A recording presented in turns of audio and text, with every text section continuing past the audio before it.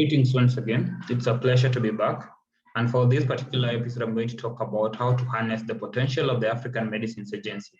And we all know from all the dynamics of the industry, what we've gone through during COVID period and all that, up to the point that now, as a continent, and actually with support of development partners and the global community, there is a growing concern and a growing commitment to establish the African Medicines Agency.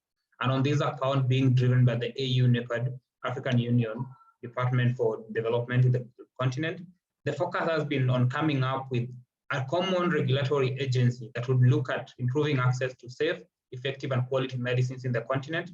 And when we look at all those dynamics that have been happening, at the current moment, we know there is progress. The ratification happened last year for the required number of countries, that was the 15 countries.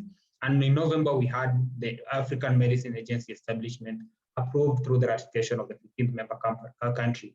And on that account, as much as we're moving forward, more countries are still signing the treaty, ratifying it, and actually depositing the same instruments with the AU agency. And on that account, then we are on track to ensuring we have a common African medicines agency. So based on the numbers that we have at the current moment, we know it has been ratified and deposited by the 19 countries. We have 3 countries that have ratified but not yet deposited. Some have signed and not ratified, those are 7 countries, and some that have not yet signed are 24. That is on a total of 55 member countries across the African Union in Africa. So with these developments and these advances, there's a clear focus and actually a clear agreement that African Medicines Agency is going to be established. And as it is going to be established, it is our responsibility to ask ourselves, how do we create value out of this particular platform? How do we make it get us to the aspirations that we had at the start of the journey? And on that account, then we need to understand what has been the journey of African Medicines Agency. How did it come about to be? What were the stories that came behind it? And that is where we're going to talk about the journey. And the journey started in 2007, when the African Union actually worked through the NEPAD, as I mentioned again, to develop the pharmaceutical manufacturing plan for Africa. And this was on the background of realizing that the Agenda 2063 for African continent that was looking at having economic development in the continent, a secure healthcare framework for the region, and access to quality, safe, and effective medicines to all African patients, whoever needed them, without over-relying on imports from other countries and other continents across the world. And therefore, when we came up with the pharmaceutical manufacturing plan for Africa, the main gaps that actually were to be filled were closed included ensuring access to medicines, and to get the medicines, there were shortfalls in human resources for help, and that is in human workforce. Do we have the qualified pharmaceutical specialists that can actually facilitate the development of the medicine, research and development, to facilitate regulatory registration and approval of these medicines, pharmacovigilance to ensure the monitoring and actually a collection of data that can be used in determining whether the medicines are effective or not, and how we go about that. Then beyond that, the pharmaceutical workforce that is going to deliver this medicine, the pharmaceutical care component. And then across the pharmaceutical supply chain, distribution, supply chain managers and all that. So in these gaps, we had financing, which we had to look at ways of financing the pharmaceutical manufacturing plan for Africa. We needed to build the capabilities. We needed to ensure we have regulatory frameworks that will ensure the challenges that we're having as a continent with influx of falsified, substandard, and counterfeit medicines have been tapped. And those were some of the things that came out clearly. And then in the development of that pharmaceutical manufacturing plan that was rolled out in 2007, through the AU, it was actually the technical teams determined that the main critical phase initially at this particular moment was not to come up with an industry, but actually to know how do we ensure the medicine that are still getting into our continent, because it wasn't going to be a single day of action to establish our own industries, to start producing medicines, and even those medicines will still be buying active pharmaceutical ingredients from other continents across the world. So because we didn't have capability to start off by producing everything by ourselves, we needed to ensure the regulatory frameworks were in place and capacity building initiatives were going to ensure we have the robust frameworks for that. And that led to the establishment of the African Medicines Regulatory Harmonization Framework, and that was in 2009. So with African Medicines Regulatory Harmonization, it was the seed kind of getting ideas on what needs to be done. How do we harmonize our regulatory frameworks? How do we ensure that countries are not working in silos, but rather collaborating and adopting best practices across the continent? And with that African Medicines Regulatory Harmonization Agreement, that were rolled out in 2009. Now it was established that the regional economic communities across Africa were the ones that were going to implement these and get best practices that would be modeled across the continent. And on that, East African Community Medicine Regulatory Harmonization was rolled out in 2012. We have the Zanzibar framework for the SADC countries, which was established in 2013, and the West African Medicine Regulatory Harmonization Program, which was rolled out in 2017. So these regional economic communities came together to establish best practices and to deliver in terms of harmonizing their regulatory frameworks. We have the regional guidelines, we have the regional workforces and work streams, and we have a steering committee in each of the regional economic communities that are coordinating the receipt of applications for new registrations, GMP applications, and all that as it moves to the end chain, where the ultimate decision that is made by the joint collaborative procedures are communicated to the applicants, the marketing authorization holders, who then use that to facilitate application for registration or acknowledgement of these particular decisions, harmonized decisions at the country level. And those were processes that are going to help us, because at the end of the day, if we have a common guideline that is guiding us on what needs to be done, it's going to be implemented in all the countries, and therefore each country will get the quality safety data that they need to make a decision. And if that decision has been made, we streamline that. And the ultimate benefit of this was to ensure, one, medicines will get to people as soon as possible, because the registration timeline that in certain countries can even go beyond 2-3 years will be reduced to a shorter timeline. And the hope was to ensure at least in most of the countries to get to within 12-month period, 360 days for a new product to be registered. And there's some more advancement as well, because we have even the IGAD Medicines Regulatory Harmonization, which are all these advances, shortening the registration timelines, streamlining the process so that we have a single queries that need to be responded to, which reduces the back and forth across the framework. And then the other bit, not all national regulatory authorities had the capacity to deliver in terms of assessment of doses and approval of medicines. And therefore, the stronger regulatory authorities were to share best practices and share insights with other low-resourced and actually low-capability regulatory authorities. And in that framework, there has been progress. There's some good progress that is ongoing as well. And we're taking advantage of this to see how do we then take best practices to the next phase in terms of African Medicine Agency, the continental agency that we're looking at regulation. And COVID outbreak actually made it clear that we needed to have a common regulatory agency across the continent. When we were not able to get COVID-19 therapeutics in the continent, vaccines and all that, because the registration timelines were not as favorable, the regulatory frameworks were not, structures were not in place in such kind of expedited moments. And therefore, there's more need to have a common framework and to ensure that we can also build our local capabilities.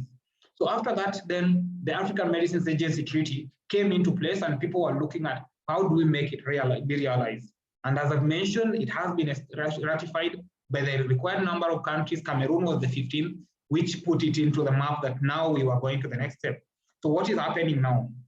We have to have a host country that needs to be identified, the applicants that are already being vetted, and hopefully by the end of the year, we'll have an established host country.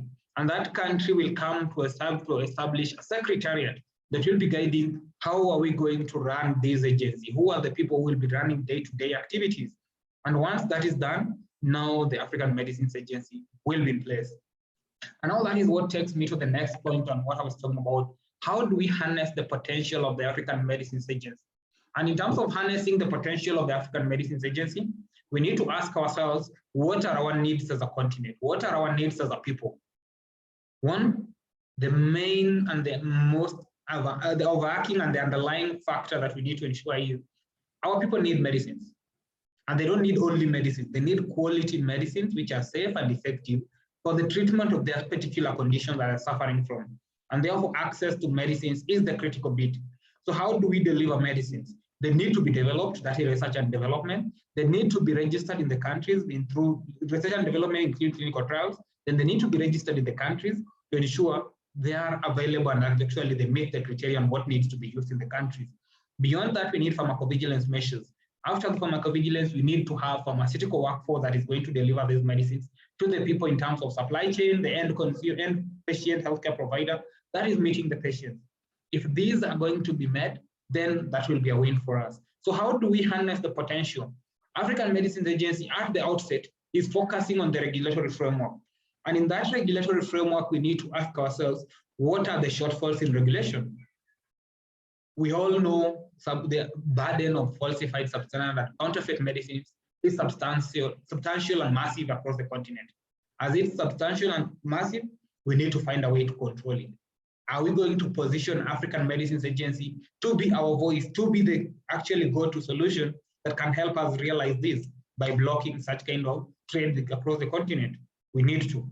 And that is where African Medicine Agency would be critical to actually collaborate with agencies like the Interpol to ensure that we are able to track and actually block such kind of trade that are going to happen.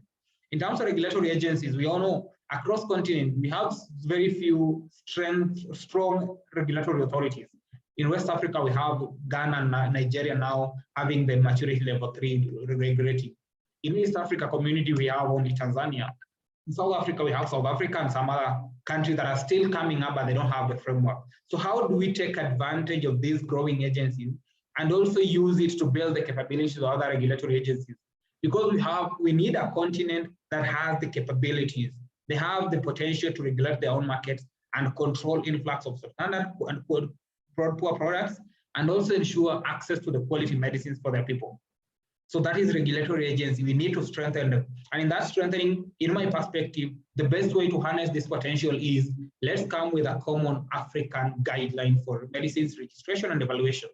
With that common guideline that will now have to be domiciled across the African countries, we'll have a common framework that shows what information do we need to compile across our common technical dossier for a medicine to be registered, for a vaccine to be registered, for a medical device or a healthcare product. Common dossier guidelines.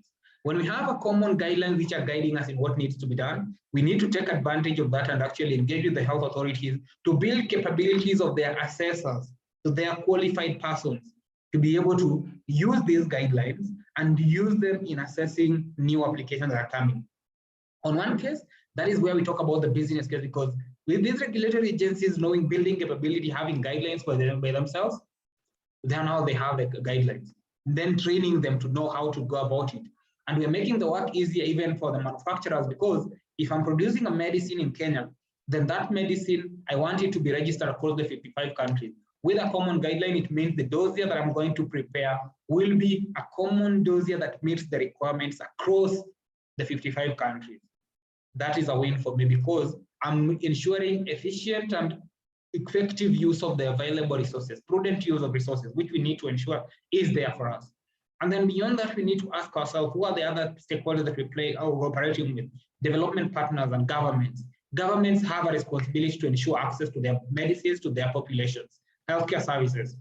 We are making it easier for them because if we harmonize the pharmaceutical industries that are producing medicines and developing a common dossier, human resource needs are reduced. The cost of that is also reduced. With a reduced production cost, we are ensuring the cost of medicines that are ultimately being transferred to the patients are also reduced. Affordability. That is one thing that we need to ensure we have affordable medicines to the people who need them. So that is basically this case. And for us to harness the potential of African Medicine Agency, we need to see it from that spectrum, from the research and development. We need to walk the chain to the end consumer who is using it. What are the gaps? What do we need to do? And then we can take advantage of the best practices and the actual shortfall that we've seen in these other organizations. For example, talking about East Africa Medicines Regulatory Harmonization. You find registrations have been going on years through the framework, but at the same time, once a common decision has been arrived at through the joint assessment procedure, translating that to registration of a medicine in the national regulatory authorities becomes a challenge in certain cases. And you find maybe one medicine I was registered in 12 months through the joint procedure, but having that registration reflected in a single country, in any of the individual countries, might take even more than 12 more months. Again, so it doesn't give us the benefit that we hope for. And therefore, we need to see how do we make changes in that. And that is where I feel now having digital solutions and data sharing policies and frameworks within the AMA would be a great potential, a great contributor, because with a common platform, a dossier that will be shared will be submitted from Kenya is the same dossier that will be accessed from Namibia, is the same dossier that will be accessed from Liberia, Libya, Morocco, whichever country in the continent. If they're able to access the same dossier, we are doing a common assessment. Ultimately, through the same, we'll have the joint assessment report that is the assessment report that is published on that portal might be only restricted to be accessed by the regulatory authorities. Once it has been reflected, all I need as a pharmaceutical manufacturer or a marketing authorization holder is to write a letter requesting for that medicine to be registered in that particular country. And in so doing, I'm sending a letter and paying the required registration fee. If it happens, they get the assessment report and the final recommendation for registration. It means that authority can actually register the medicine within 30 days from receipt of that letter, because the dossier was shared in that portal that they have access to. The assessment report was published on the same website. The recommendation is also on the same website, and I've made an official formal request for it to be registered. We are reducing the timelines and taking advantage of the technological dynamics and environment that we have to ensure we have efficiencies and effective use of our available resources. The health authority doesn't have to go through so much work reviewing an entire dossier again. And also I don't have to resend the dossier to them because they already have it within the common framework. And then that is where technological advances have to take advantage, have to come to our aid and support us in that. So those are the kind of things that I'm feeling like African Medicine Agency has the potential. We need to take advantage of it. And the other bit, some of these other regional economic communities are struggling because of resource shortfalls. There is no framework on how resources that are being paid for have to be redistributed, who is going to take a responsibility for that and all. And that is where we need also to start from the initial inception of African Medicines Agency, ask ourselves, how are we going to resource the agency? How are we going to ensure they have the finances required to employ their people who will be doing this work? And then the amount of money that's being paid to the different national regulatory authorities, is there a way that is going to be shared? Or we have an independent regional regulatory authority that will be assessing. Then at the end of the day, the other countries are just to use and rely on this particular documentation and assessment reports. You can adopt the WHO CRP and reliance procedures. So if we're doing that, we need to ask ourselves, is it going to be a standalone with support in terms of technical workforce from all the other regulatory authorities? Or is it going to be a joint procedure where we have the national regulatory authorities participating? And then the fee has to be shared across. If we have that sustainability plan, we'll be better positioned to deliver on that mission. And then we have strategic partnerships. And those strategic partnerships have to come from a point of what are our needs, what are the areas that we want to grow into. And those strategic partnerships, in my perspective, I'm looking at it in terms of financing. Which organizations are willing to finance development of the pharmaceutical industry? Do we have a potential to partner with them strategically from an armor standpoint? Then that would be a win for us. Two, which other regulatory authorities do we have which have met the standards as per the WHO benchmarking tool that we would want to benchmark on and actually adopt their frameworks? We partner with WHO, yes. As much as we're partnering with WHO, we know US FDA is one of the mature regulatory authorities that have met the standards. We know Swissmedic, we know of Canada, we know of European Medicines Agency, EMA. Can we have strategic partnerships that they help us in terms of capacity building and knowledge sharing? With that knowledge sharing, we're shaping the future of the continent, and we're realizing our aspirations as a continent to take advantage of African Medicines Agency that would be positioned to help us actually overcome the hurdles that we have and realize our aspirations of having a healthy continent with reliable access to quality healthcare services and products when and where people need them. And we need to think beyond just regulation. We need to think based on what are our core needs, starting from the need to design a solution. Let's not think of the model that we have already and just go with that. And that is a challenge that I feel as the secretariat that will be coming into place, the host country that is going to be in place, we need to take advantage of this. And as African pharmaceutical industry players, it is our chance to share our voices. And it is our chance to shape these conversations and share our insights to ensure that agency serves our needs as a continent. I hope that is going to be the near future for us and the future for the continent. Thank you so much for following and engaging. If you find this informative, this is going to be one of the key discussions that you feel you are learning from. Please subscribe, share with your colleagues, and let's engage, share your content, feedback on what you think we need to talk about, and let's shape the industry together. Thank you so much.